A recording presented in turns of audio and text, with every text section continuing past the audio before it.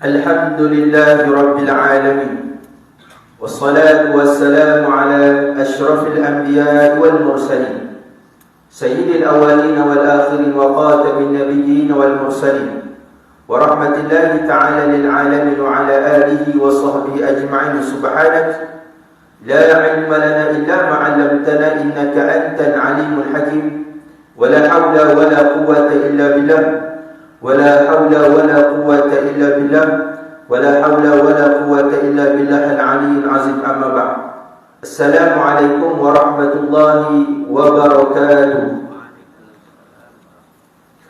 اللهم افتح لنا قلوبنا في طلب العلم ya Allah. Ya Tuhan kami, Kau bukakan pintu hati-hati kami dalam menuntut ilmu ya Allah.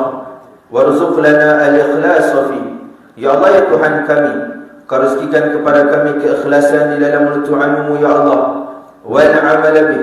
Kau rezekikan kepada kami agar kami dapat beramal dengan ilmu yang mana kami pelajari ini ya Allah. Wal nashr bih. Kau rezekikan kepada kami agar kami dapat menyampaikan ilmu yang mana kami pelajari serta kami amal ini ya Allah. Hatta ya'tiyana al-yaqin. Sehinggalah kami ini benar-benar yakin untuk bertemu ya Allah. Radina billahi rabba, kami rida Allah Ta'ala sebagai Tuhan kami.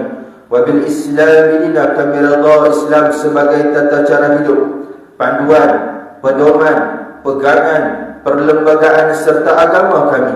Wa bi Muhammadin sallallahu alaihi wasallam nabiyyan wa rasulah. Kami rida dan bersenang hati Muhammad sallallahu alaihi wasallam sebagai nabi dan juga rasul kami. Allahumma amin. Pertama, sama-sama kita i'tikaf, mudah-mudahan keberadaan kita ini dikira sebagai ibadah dan pahala. Nawaitul i'tikaf fi hadzal majlis sunnatan lillahi ta'ala. Saja aku beriktikaf dalam majlis ini sunat kerana Allah Subhanahu wa taala. Seterusnya, kita mengangkat kesyukuran kita kepada Allah Subhanahu wa taala. Sebelum tu yang dihormati pengurusi masjid. Nama apa masjid? Masjid Abdul Rahman Putra. Seluruh ahli dan kuasa masjid sesi 2022. Seterusnya yang tidak dilupakan lagi dimuliakan, muslimin dan muslimat, ibu-ibu, ayah-ayah dirahmati oleh Allah Subhanahu wa taala sekalian.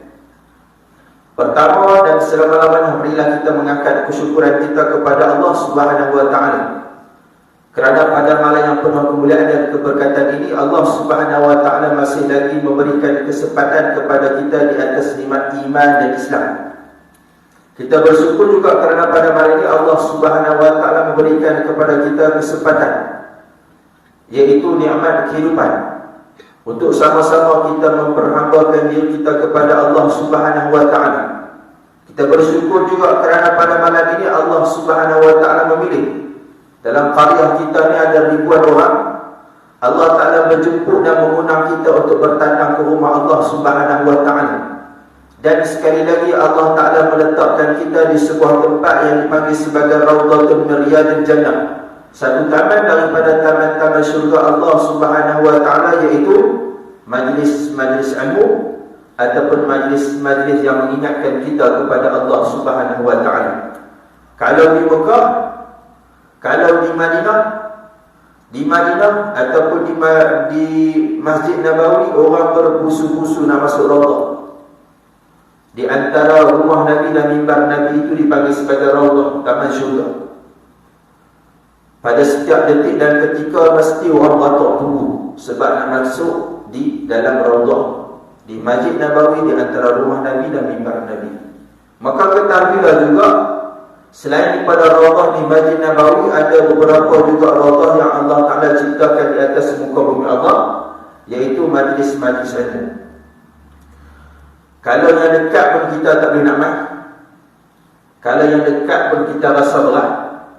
Bagaimana Allah Ta'ala nak merezekikan kita untuk berada di dalam Raudhah di Masjid Nabawi, di antara mimbar Nabi dan rumah Nabi. Mudah-mudahan keberadaan kita di dalam majlis ilmu yang merupakan sebahagian daripada taman-taman syurga Allah Subhanahu wa taala menjadi permulaan dan perintis untuk kita menuju kepada syurga Allah yang kekal abadi pada hari kiamat kelak insya-Allah. Muslimin dan muslimat, ibu-ibu, ayah yang dirahmati oleh Allah Subhanahu wa taala, kita masih lagi dalam bulan Syaban. Tadi saya diminta untuk menggantikan.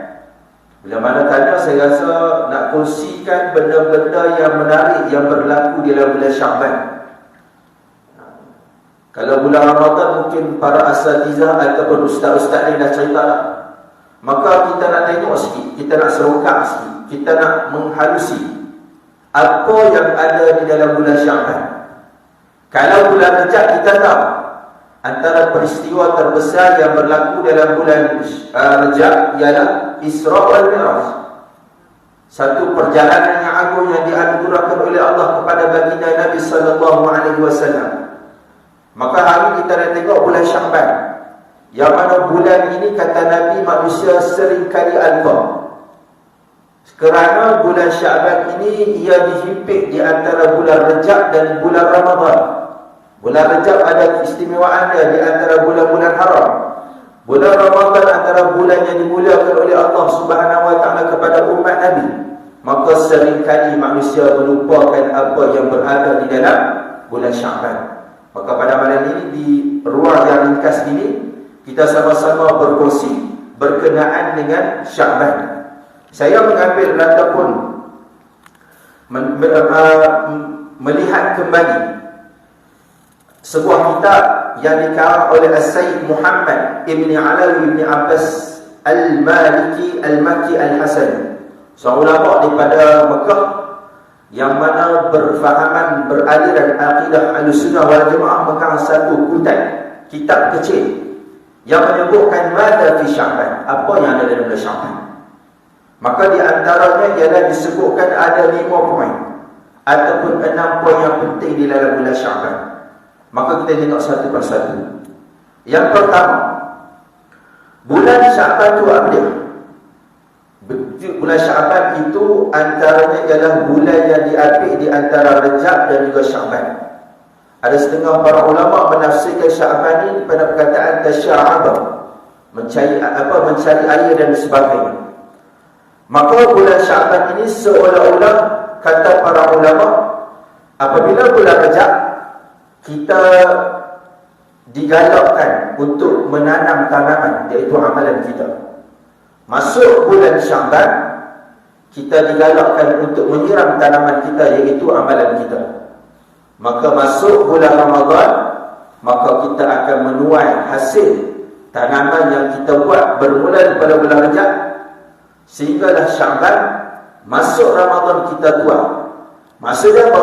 Persediaan kita bukan masuk satu Ramadan. Sebenarnya persediaan kita apabila memasuki satu Rejab. Maka perkara yang berlaku yang pertama dalam bulan Syaban, kata pengarang kitab Sayyid Muhammad Ibn Alawi Al-Maliki Al-Makki menyebutkan yang pertama, peristiwa yang berlaku dalam bulan Syaban ialah dipanggil sebagai tahwilul qiblah, peralihan arah kiblat. Tuan-tuan dan puan-puan yang dirahmati oleh Allah Subhanahu wa taala, ketahuilah kiblat kita yang pertama sekali di dalam Islam ialah Baitul Maqdis. Ustaz, kami duduk sembahyang di Kaabah, tiba-tiba Baitul Maqdis ke mana pula?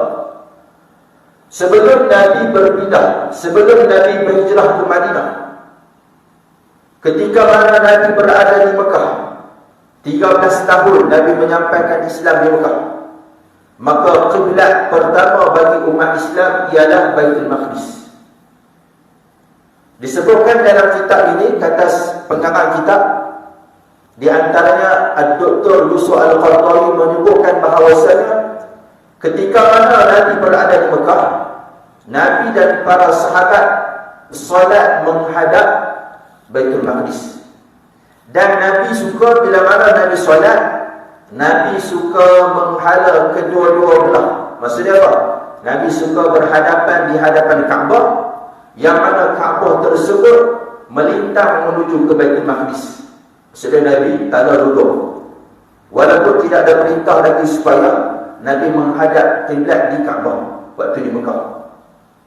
Bila mana Nabi berhijrah ke Madinah, maka pada ketika itu Nabi tak boleh solat menghadap Kaabah sekali dengan Baitul Maqdis.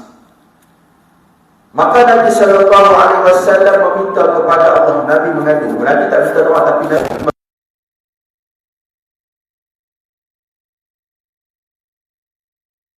Nabi suka kalau kiblat itu ditalakkan kepada Masjidil Haram, iaitu Kaabah.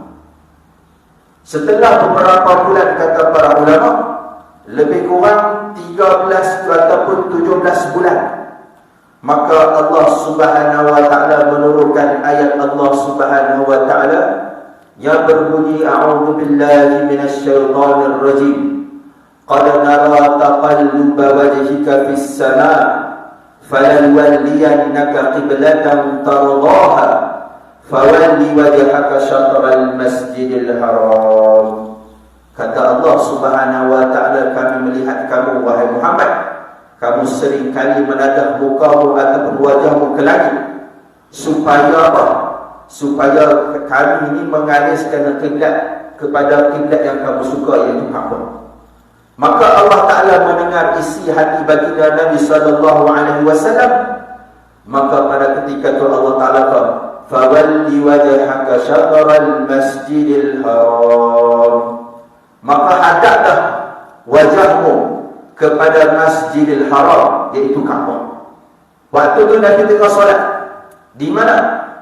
Di masjid hari ini kita sebut Masjid Qiblatain. Tuan-tuan pergi umrah, tuan-tuan pergi Masjid Qiblatain. Sebab kita tahu sirah kan? Orang yang pergi Mekah, dia tak tahu sirah, dia tak akan menghargai dah. Orang banyak tanya tempat kurma murah. Orang banyak tanya tempat jubah-jubah yang cantik murah.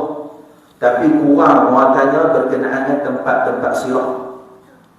Masjid Qiblatan, bawah sikit Masjid Quba, masjid yang pertama yang dibina di dalam Islam.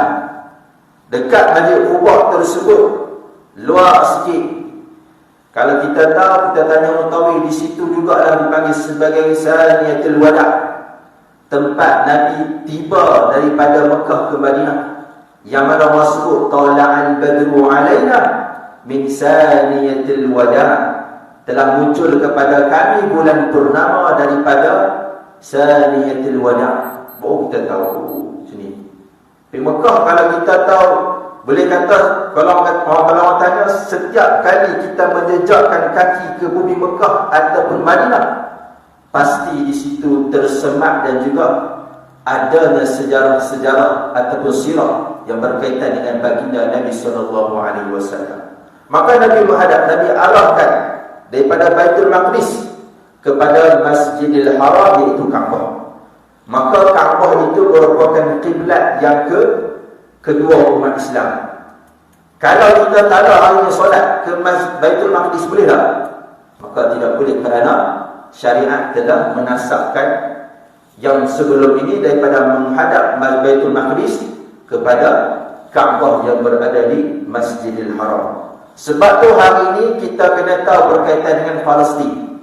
Kerana di Palestin itulah terdapatnya Baitul Maqdis ataupun Masjidil Aqsa, yang mana merupakan sejarah Islam di antara ialah kiblat pertama bagi umat Islam. Bukan soal politik, tapi soal agama yang wajib kita pertahankan, yang wajib kita ceritakan kepada anak-anak dan cucu-cucu kita berkenaan dengan perjuangan Palestin. Kemudian tuan-tuan yang dirahmati oleh Allah Subhanahu wa ta'ala, kata para ulama, di antaranya peralihan arah kiblat itu yang mana Allah Ta'ala arahkan jatuh pada hari Selasa. Ini pendapat sebahagian para ulama, dan benda itu berlaku pada nisfu Sya'ban, pertengahan Sya'ban. Maka diperintahkan untuk mengalihkan arah kiblat. Muslimin dan muslimat, ibu-ibu yang dirahmati oleh Allah Subhanahu wa ta'ala, kemudiannya perkara yang berlaku dalam bulan Sya'ban yang kedua yang apa ni? Disebut sebagai raf'ul amal, diangkat amalan-amalan kita. Ketahuilah, amalan kita ni ada beberapa benda yang mana ada kadanya amalan kita diangkat secara seharian, diangkat oleh Allah. Maksudnya diangkat oleh Allah Subhanahu wa ta'ala. Ada amalan kita yang diangkat secara mingguan, ada amalan kita yang diangkat secara segera, ada amalan kita yang diangkat secara tahunan, dan sebagainya. Kalau contoh seharian, di antaranya kata para ulama berlaku pada awal pagi dan juga malam hari. Ini seharian. Yang kedua secara mingguan, berlaku pada hari Isnin dan juga Khamis. Sebab tu Nabi suka puasa sunat pada hari Isnin dan juga Khamis. Kerana ada sebut di dalam satu riwayat bahawasanya Nabi sebut yang mafhum hadis tersebut, Nabi kata, aku suka amalan aku diangkat dalam keadaan aku sedang berpuasa. Kemudian ada yang diangkat secara segera, iaitu pada waktu zuhur, kata para ulama. Dan yang terakhir sekali ada yang diangkat secara tahunan, di antaranya berlaku pada bulan Sya'ban. Berlaku pada bulan Sya'ban. Maka sebab tu para ulama sebut ataupun sahabat sebut kana Nabi sallallahu alaihi wasallam yasumu Sya'ban kullahu. Nabi suka berpuasa pada bulan Sya'ban kebanyakan hari dia. Kalau sebut di antara 12 bulan selain daripada bulan Ramadan, bulan apa yang Nabi suka puasa? Iaitu bulan Sya'ban. Boleh kata kebanyakan hari Nabi suka berpuasa di dalam bulan Sya'ban. Kemudiannya di antaranya lagi ialah kerana sebab apa kita berpuasa di dalam bulan Sya'ban? Untuk mentakzim, memuliakan bulan Sya'ban. Sebab bulan Sya'ban ni bulan yang mana dekat dengan bulan Ramadan, sebagai persediaan kita. Yang kedua yang kerana kita nak memuliakan bulan Sya'ban. Seterusnya, poin yang ketiga kata di dalam kitab ini, iaitu maza fi Sya'ban aksaru siyamu fi, aksaru siyami fi. Yang mana bulan ini ialah bulan yang paling banyak Nabi berpuasa berdasarkan dalil daripada baginda Nabi sallallahu alaihi wasallam. An-Nabi sallallahu alaihi wasallam kana yasumu Sya'ban kullahu. Nabi suka berpuasa di dalam bulan Sya'ban. Kebanyakan dia, bukan keseluruhan 30 hari, tapi kebanyakan. Lebih kurang 20 ke atas. Sebab apa? Kalau puasa semua sekali takut menyamai sebagai Ramadan. Tapi Nabi kurangkan sedikit kerana nak memuliakan Sya'ban. Kemudian yang keempat, benapa yang berlaku dalam bulan Sya'ban disebutkan para ulama ataupun dalam kitab ini Mazhab Sya'ban, iaitu syahrus salat. Apa maksudnya? Bulan yang disyariatkan untuk kita berselawat kepada baginda Nabi sallallahu alaihi wasallam. Tuan-tuan, kita dengar hari Jumaat khatib ataupun bila sebut apa? Inna Allaha wa malaikatahu yusalluna 'alan nabi ya ayyuhalladzina amanu sallu 'alaihi wa sallimu taslima. Surah Al-Ahzab ayat 54. Hak kita dah dengar setiap hari itu, ketahuilah sesungguhnya ayat itu diturunkan pada bulan Sya'ban. Kalau bulan Rajab dipanggil sebagai bulan solat, kerana di situ berlakunya peristiwa Allah Ta'ala memerintahkan kepada umat Nabi untuk mengerjakan solat 5 waktu. Maka disebut sebagai bulan solat. Orang buat, kita buat bulan solat. Maka ketahuilah bulan Sya'ban ialah bulan berselawat, yang mana turunnya ayat ini, yang mana Allah Ta'ala sendiri mengaku bahawasanya Allah berserta para malaikatnya berselawat ke atas junjungan besar baginda Nabi sallallahu alaihi wasallam. Kata Allah, wahai orang-orang yang beriman, berselawatlah kamu kepada junjungan besar baginda Nabi sallallahu alaihi wasallam. Ibadah lain Allah Ta'ala tak sebut diri dia mula dulu, tetapi dalam ibadah ataupun dipanggil sebagai selawat kepada Nabi, Allah Ta'ala memulakan dengan diri dia terlebih dahulu. Kemudian yang barulah disebutkan ayat perintah supaya kita berselawat kepada baginda Nabi sallallahu alaihi wasallam. Itu sebahagian pendapat menyebutkan bahawasanya diturunkan pada bulan Sya'ban. Dan kata para ulama, selawat kepada Nabi itu adalah semula-mula dan seafdal ibadah, iaitu berselawat kepada baginda Nabi sallallahu alaihi wasallam. Dalam keadaan kita rasa kita ni riak, dalam keadaan kita ni tak riak ke, selawat itu tetap sampai dan juga dikira oleh Allah Subhanahu wa taala. Kelebihan berselawat kata para ulama, yang pertama, Allah akan berselawat ke atas orang yang berselawat kepada baginda Nabi sallallahu alaihi wasallam. Sekali kita selawat, 10 kali Allah Taala akan selawat kepada kita. Tuan-tuan, kalaulah hari ini menteri besar, contoh Kedah, sebut nama kita dalam ucapan dan sebagainya, kita rasa seronok. Kalaulah yang di Pertuan Agong sebut nama kita rasa seronok. Tiba-tiba hari ini Ustaz Azhar Rahman, contoh Ustaz Abdul Somad mai, tiba-tiba Ustaz Abdul Somad sebut nama kita rasa bangga. Bangga tak kira betul. Allah Subhanahu wa taala menjanjikan sesiapa yang berselawat kepada Nabi 1 kali selawat, maka Allah Taala yang memiliki segala seluruh kerajaan yang ada di alam ini berselawat kepada kita sebanyak 10 kali. Tuan-tuan, nak kata mulianya ibadah selawat. Kemudian yang kata para ulama yang kedua, Nabi sallallahu alaihi wasallam akan menjawab dan berselawat ke atas orang yang berselawat kepadanya. Tuan-tuan, kalau kita sebut selawat tersebut akan disampaikan di hadapan Nabi sallallahu alaihi wasallam. Sebab tu Nabi sebut, inna awlan nas bi yaumil qiyamah aktsaruhum alayya salatan. Orang yang paling dekat di sisi aku pada hari kiamat ialah orang yang paling banyak mengingatiku di atas muka bumi Allah Subhanahu wa taala. Tuan-tuan, kalau hari ini kita berdiri 1000 orang di kawasan ini, kita berdiri. Kalau saya duduk tengah-tengah, agak-agak tuan-tuan boleh nampak saya lah. 1000 kalau berdiri semua. Kita ada tempat yang rata. Agak-agak boleh nampak 1000 orang. Tuan-tuan, di mahsyar nanti keseluruhan makhluk akan dihidupkan di pada mahsyar. Dan pada mahsyar itu sifatnya ialah tanah yang lapang.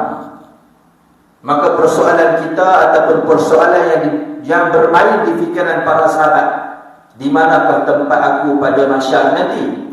Dan di manakah tempat aku bila mana aku dibangkitkan? Dan di manakah Rasulullah sallallahu alaihi wasallam?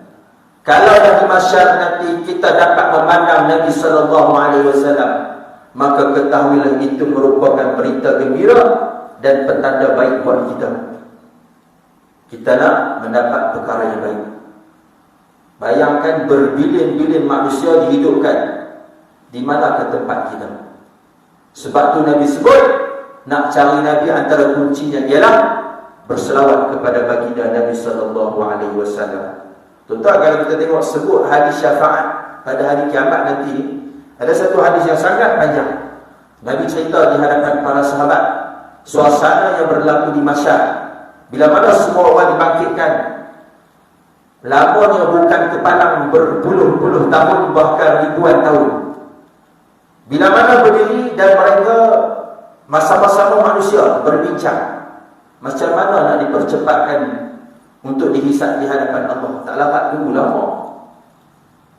Sehingga kan orang yang mana bila mana duduk di akhirat nanti, dia merasakan kehidupannya di dunia ini sebagaimana sehari ataupun 2 hari saja, kerana lama akhirat itu begitu lama. Jadi dia berkata, kita nak pergi macam mana ni? Siapa orang yang dekat dengan Allah? Maksud kita nak cari kabel. Maka dia berkata, kita pergi kepada Nabi Adam alaihissalam. Maka manusia kesemuanya berpusu, bergerak kepada Nabi Adam yang merupakan bapa manusia pada ketika itu, dan berhajat supaya Nabi Adam alaihissalam dapat berkata-kata di hadapan Allah agar dipermulakan perhitungan ataupun hisab. Maka manusia bergerak. Tuan-tuan, gerak bukan sikit, kesemua manusia bergerak. Tuan-tuan, kalau tuan-tuan pernah pergi umrah, tuan-tuan pernah pergi haji, apa beza tuan-tuan pergi ke Tanai, umrah dan haji? Apa beza dia? Kalau umrah, Tanai ni tempat kita niat yang paling dekat, boleh kata 15 minit ke 20 minit macam tu kalau naik taksi. Kalau itu waktu umrah.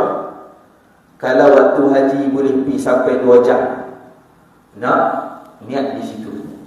Sebab apa? Ramai. Baru 2 juta orang. Baru 4 juta orang. Bayangkan kesemua manusia dihidupkan di mahsyar nanti. Lalu mereka bergerak menuju kepada Nabi Adam AS. Berapa lama nak sampai kepada Nabi Adam? Bila mana sampai di hadapan Nabi Adam, mereka mengatakan, wahai Nabi Adam, engkau adalah bapa manusia. Engkau adalah Rasul. Mintalah kepada Allah agar dipercepatkan perhitungan. Kami tak tahan. Ni manusia pada ketika itu cara kira.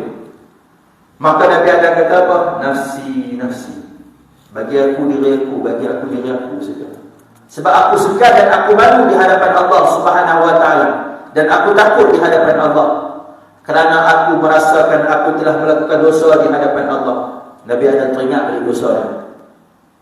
Kemudian Nabi Adam kata apa? Izhabu, ataupun pergilah kamu kepada Nabi Nuh alaihi salam. Manusia pergi pula kepada Nabi Nuh. Macam tu juga Nabi Nuh kata apa? Nafsi, nafsi. Nabi Nuh kata pula, pergi pula kamu kepada Nabi Musa. Maka manusia pergi kepada Nabi Musa. Tengok-tengok Nabi Musa kata apa? Nafsi, nafsi. Kemudian Nabi Musa kata apa lagi? Pergilah kamu kepada Nabi Isa. Manusia pergi pula berpuluh-puluh tahun, beratusan tahun.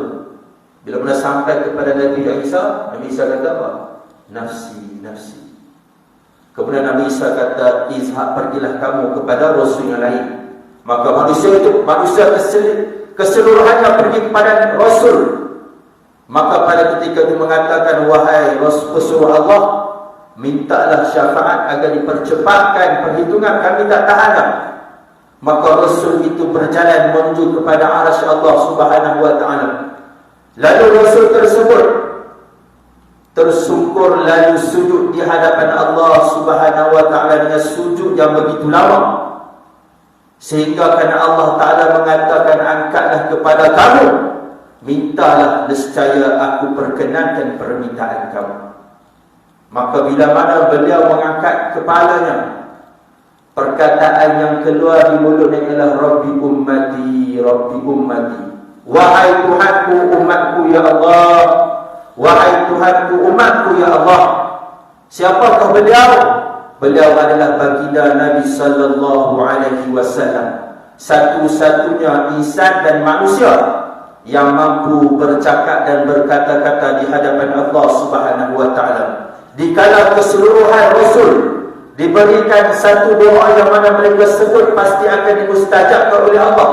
Kesemua para Rasul telah mendoakan menggunakan doa tersebut, tetapi Rasulullah menyimpan doa tersebut supaya dapat memberikan syafaat pada hari akhirat nanti kepada umat baginda Nabi sallallahu alaihi wasallam. Sebab tu tuan-tuan, Rasulullah sampai ke mahsyar pun bikak rasa hormat. Kita duk senang lagu ni pun kadang-kadang kita rasa kedekut, punya kedekut kita tak selawat. Kata para ulama, paling kurang 300 kali sehari. Itu paling kurang. Berapa banyak kita berselawat kepada baginda Nabi sallallahu alaihi wasallam. Punya kedekut kita dan juga tak malu kita bila mana berada di hadapan baginda Nabi sallallahu alaihi wasallam. Kemudian yang ketiganya, kata para ulama, kelebihan berselawat. Para malaikat turut berselawat kepada orang yang berselawat kepada baginda Nabi sallallahu alaihi wasallam supaya kita ini diberkati dan dirahmati oleh Allah. Tuan-tuan, malaikat satu makhluk yang mana tidak pernah melakukan maksiat kepada Allah. Bila mana malaikat berdoakan seseorang itu, insya-Allah pasti akan dimustajabkan oleh Allah Subhanahu wa taala. Sebab tu pernah dengar kisah tak Nabi pernah naik mimbar? Hak Nabi sebut amin 3 kali tu. Sebab apa? Kita tengok sekali. Kita bagi ruang kepada azan terlebih dahulu. Sekali lagi insya-Allah, lepas tu kita akan habiskan.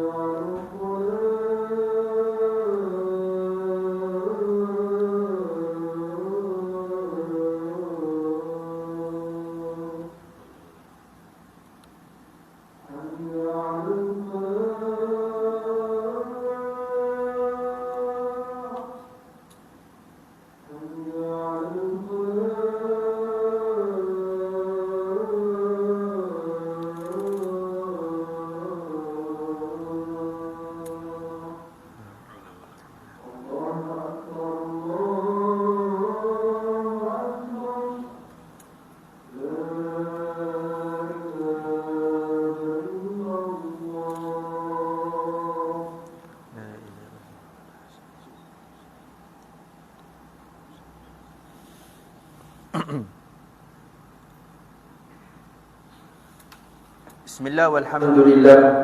Muslimin dan muslimat yang dirahmati oleh Allah Subhanahu wa taala, pernah dengar ada kisah yang Nabi menaiki mimbar sebanyak 3 kali. Kemudian Nabi menyebutkan pada setiap mimbar tersebut amin. Antaranya ialah kisah ketika Nabi menaiki satu tangga mimbar. Maka malaikat datang kepada baginda Nabi sallallahu alaihi wasallam mendoakan kepada Nabi, menyebutkan bahawasanya celaka. Antara ada 3 poin lah. Antaranya Nabi sebut celaka bagi orang yang bertemu dengan Ramadan tapi tidak mendapatkan apa-apa manfaat. Maka Nabi menyebutkan amin. Tuan-tuan, kalau tuan-tuan tengok balik, 2 benda ataupun 2, satu doa yang didoakan oleh malaikat, makhluk yang tidak ada maksiat, mendoakan kepada kecelakaan bagi orang yang bertemu Ramadan dalam keadaan tidak mendapat manfaat, maka diaminkan oleh makhluk yang paling mulia bagi sekalian alam, iaitu baginda Nabi sallallahu alaihi wasallam. Maka nak kata bahawasanya doa malaikat ini sangat memberi kesan. Kemudiannya, di antara sebab bagi kelebihan berselawat ialah menjadi asbab kepada diampunkan ataupun dihapuskan dosa-dosa kita dengan sebab kita berselawat kepada baginda Nabi sallallahu alaihi wasallam. Sebab tu dalam doa kita selalu apik dengan apa?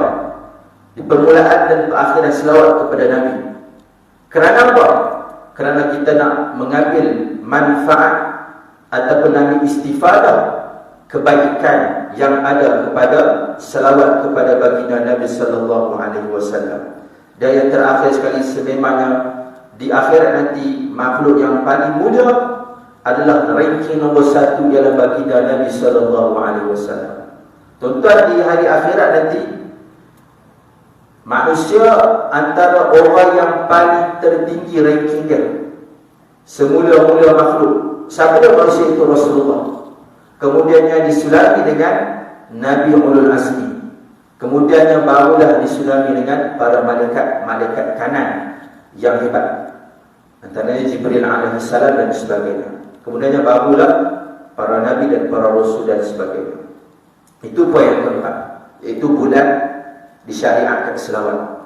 Yang kelimanya yang ada di dalam bulan Syaban ialah Lailatul Nisfi min Syaban, iaitu malam nisfu Syaban. Hari ini kita sebut malam nisfu Syaban, yang mana malam tersebut Allah Ta'ala membuka seluas-luasnya pintu keampunan, melainkan orang musyrik dan juga orang muhasyid. Orang muhasyid dia orang yang saling bermusuh-musuhan di antara satu sama lain, khususnya di dalam kekeluargaan. Hari ini banyak dalam keluarga kita ni saling bermusuh. Ada yang sangkut tak main rumah, ada yang sangkut lalu depan rumah tak singgah. Kerana apa? Ada sifat dendam dan hasad. Maka orang yang ada sifat dendam dan hasad ni, mereka ini dijauhkan daripada mendapat keampunan daripada Allah Subhanahu wa taala. Sebab tu tuan-tuan, saya tengok bila mana saya mengaji di tempat di Tanah Arab, orang Arab ni walaupun dia dipanggil perempuan kasar, tapi kalau mereka bergaduh, gagal itu cerita di situ saja. Orang kita kalau bergaduh tak nampak teruk sangat, tapi kena simpan. Sebab tu bila mana sampai tu dia hantar sakit ni lah, sakit tu lah. Ambil contoh cukup satu, Ustaz Hazim disihir dan sebagainya. Tu orang kita. Orang Arab gaduh lalu tu settle lalu tu.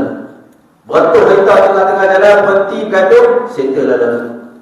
Tapi kita nampak luaran macam okey, tapi jadi sifat. Jadi yang Nabi pesan kepada Sayyidina Anas, jangan kamu menyimpan dendam. Nabi pesan kepada Sayyidina Anas, dan Sayyidina Anas sampaikan kepada umat Nabi, di antara penyebab yang menghalang kita untuk masuk ke dalam syurga Allah ialah sifat dendam, kusumat ataupun hasad dengki yang ada dalam kalangan ataupun yang ada pada diri kita. Kemudiannya di dalam bulan ataupun malam dari Lailah ataupun malam nisfu Syaban disebut sebagai malam al-mubarakah, malam yang dimulakan, malam yang ada keberkatan. Ada setengah ulama sebut dengan disebut Lailatul al-ijabah, malam dimustajabkan doa, malam al-hayat, iaitu malam kehidupan, dan juga disebut sebagai malam Aidul Malaikah, malam perayaan bagi para malaikat. Tuan-tuan, para malaikat pun ada perayaan. Kita ada perayaan betul tak? Ada dua benda. Satu adalah Hari Raya Aidul Fitri. Yang kedua Hari Raya Aidul Adha. Kita ada dua perayaan. Ketahuilah para malaikat Allah yang jumlahnya mencapai lebih daripada jumlah para manusia, mereka pun mempunyai dua perayaan. Kata Sayyid Muhammad bin Alawi dalam kitab Mada fi Sya'ban. Yang pertama, perayaan bagi para malaikat ialah di malam nisfu Sya'ban, yang mana para malaikat merayakan dengan apa? Memperbanyakkan ibadah kepada Allah Subhanahu wa ta'ala di malam hari. Yang keduanya, perayaan bagi para malaikat ialah di malam Lailatul Qadar yang berlaku di dalam bulan Ramadan. Maka malam tersebut penuh barakah, malam tersebut penuh dengan rahmat Allah Subhanahu wa ta'ala. Maka yang terakhir sekali tuan-tuan, disebutkan dalam kitab ni bagaimana cara kita nak menghidupkan malam nisfu Sya'ban. Para ulama ada dua pandangan. Ulama dalam kalangan ahli Syam berpegang dengan dua pandangan.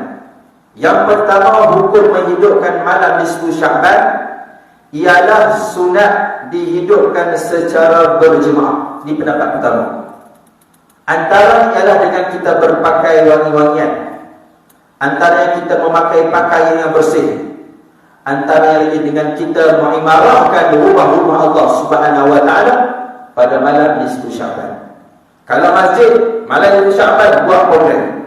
Kalau masjid ataupun surau, buatlah perkara-perkara yang seolah-olah kita menghidupkan malam nisfu Sya'ban dengan perkara-perkara yang baik, yang mana bersandarkan dengan Al-Quran dan juga hadis, dan tidak melanggarnya. Pendapat yang kedua mengatakan bahawasanya makruh berjemaah dan tidak makruh jika kita menghidupkan malam nisfu Sya'ban secara bersendirian. Pendapat kedua, tidak ada masalah nak berpegang yang mana satu pun. Yang masalah apa dia? Tak buat terus dulu. Ada kata ada khilaf ustaz. Dia kata jemaah, ada kata makruh jemaah buat sendirian. Hak tu pumpang-pumpang ni kita buat apa? Maka itu merupakan satu kerugian yang besar. Kerana Nabi dan para sahabat bila semakin hampir ke Ramadan, maka minta ibadah mereka pada ketika itu bukan baru 10 km per jam, bukan 20 km per jam. Masuk satu Ramadan, minta para sahabat bahkan Rasulullah berada 100 km per jam ke atas. Maksudnya dah speed dah. Bukan baru nak speed dah, dah speed dah. Baru nak speed tu kalau start pada bulan Rajab. Sebab tu tuan-tuan, pengalaman saya mengaji dulu di Tanah Arab, satu Ramadan kita, satu Ramadan orang ni, bagaimana orang Arab menyebut Ramadan. Pengalaman lah, kalau tuan-tuan yang pernah di Tanah Arab mungkin tuan-tuan tahu. Di tempat Tanah Arab, di tempat saya Mesir, masuk satu Ramadan seolah-olah satu Syawal bagi mereka. Kita faham? Faham? Sebab jadi AJK Masjid dia tahu. Tuan-tuan, satu Ramadan dan satu Syawal yang mana paling banyak di selalunya orang? Satu Syawal. Di negara Arab, satu Syawal seolah-olah satu Ramadan seolah-olah satu Syawal bagi mereka. Dan bila mana masuknya satu Syawal, seolah-olah seperti mana satu Ramadan bagi kita. Maksudnya apa? Selepas daripada bulan Ramadan, senyap sunyi. Satu Syawal tu dia tak keluar rumah dah. Dia duduk dalam rumah. Yang banyak selalunya duduk keluar rumah ni orang-orang Nusantara, terutamanya orang Melayu, raya sana, raya sini di Nusantara. ataupun di perantauan. Sebab apa mereka satu Syawal tak keluar dah? Kerana mereka ulur satu Ramadan sampai dari penghujung Ramadan. Semakin dekat penghujung Ramadan, semakin bertambah-tambah jumlah jemaah yang memenuhi ruangan masjid ataupun surau ketika mana menghidupkan pada malam-malam Ramadan. Sonok tuan-tuan. Kalau saya pernah pengalaman sambut Ramadan 10 yang terakhir di Masjidil Haram. Sonok. Semakin hari semakin ramai, semakin hari semakin ramai. Tuan-tuan kalau nak dengar khori-khori Mekah baca, tuan-tuan pilih bulan Ramadan. Kebanyakan khori akan turun. Dan di pengalaman saya mengaji dulu, ada satu tempat tu, kami panggil dia kalau pada 27 Ramadan, Arab selalu ambil pendapat 27 Ramadan yang mengatakan Lailatul Qadar. Antaranya lah, bila malam 27 Ramadan kemuncak, kami selalu pergi sebuah masjid yang tertua di Mesir, iaitu Masjid Sayyidina Amr ibn As, pembuka kota Mesir. Nak kata ramai tak ramai, kami kadang-kadang bawa sama-sama kami kata 27 Ramadan itu Jibril turun. Sebab apa? Sebabnya imam dia nama Jibril. Kami kata Jibril turun, jom ramai-ramai kita pergi Masjid Amr ibn As, masjid tertua di Mesir.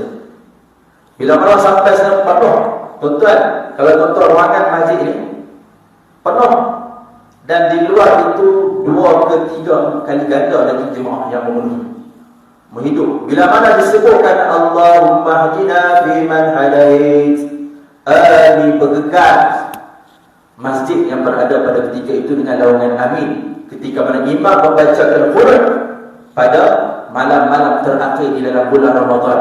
Tuan-tuan, huruf yang dia baca tu kadang-kala menjangkau 60 minit. 60 minit. Kalau di Mekah saya berapa? 30 minit, 20 minit ke 30 minit imam baca huruf. Dan baca tersebut diaminkan dalam keadaan makmum itu mengetahui makna yang dibacakan oleh imam yang membacakan huruf tersebut. Sonok tuan-tuan. Ada yang mengalirkan air mata dan sebagainya. Dalam kalangan kita ni ada yang mengalir air mata juga. Kadang-kadang faham, kadang-kadang kebanyakan mengalir air mata sebab apa? Sebab angkat tangan 5 sejam. Angkat tangan, sagi pergi tongkat sini, sagi tongkat sini, sagi lepas. Tengok sebelah lah Afrika lagi simpan duduk tu ya. Punya lama. Tapi semua pengalaman tersebut. Bagaimana masyarakat luar menyambut Ramadan. Maka kita ambil semangat tersebut. Kita ambil mereka menghidupkan Ramadan dengan penuh pengharapan, keimanan, keikhlasan kepada Allah Subhanahu wa taala. Mudah-mudahan Ramadan pada kali ini yang kita jumpa insya-Allah merupakan Ramadan yang paling bermakna dan Ramadan yang paling berharga dan Ramadan yang kita rasa insya-Allah Allah Subhanahu wa taala menerima amal ibadat kita. Jadi kita bagi setakat itu saja. Wallahu Subhanahu wa taala ma asabaka min hasanatin fa min Allah wa ma asabaka min sayyi'atin fa min nafsi. Yang baik kepada Allah Subhanahu wa taala, lemah dan kurang kepada kelemahan diri saya. Hakikatnya kedua yang datang daripada Allah Subhanahu wa taala. Wa nas'aluka Allahumma an yarzuqna hadzal amal bima yardihi Subhanahu wa taala. Kita mohon kepada Allah agar Allah merezekikan kepada kita beramal dengan apa yang kita pelajari, justru kita menggapai keridhaan Allah Subhanahu wa taala. Wabillahi taufiq wal hidayah.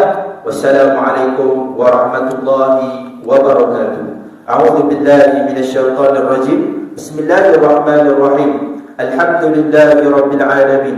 Wassalatu wassalamu ala asyrafil anbiya'i wal mursalin wa ala alihi wa sahbihi ajma'in. Allahumma inna nas'aluka 'ilman nafi'an wa rizqan thayyiban wa 'amalan mutaqabbalan ya akramal akramin ya arhamar rahimin. Allahumma barik lana fi Sya'ban. Ya Allah ya Tuhan kami, kau berkatilah kami di dalam bulan Sya'ban. Wa ballighna Ramadan. Ya Allah ya Tuhan kami, kau sampaikan kami pada tahun ini di dalam madrasah Ramadan. Wa sallallahu ala sayyidina Muhammad wa ala alihi wa sahbihi wa sallam. Walhamdulillahi rabbil alamin. Assalamualaikum warahmatullahi wabarakatuh. Saya mohon maaf sekali terkasar bahasa, tersilap bicara, tertinggi suara, termakan masa tuan-tuan. Mudah-mudahan kita semua dimuliakan oleh Allah Subhanahu wa taala.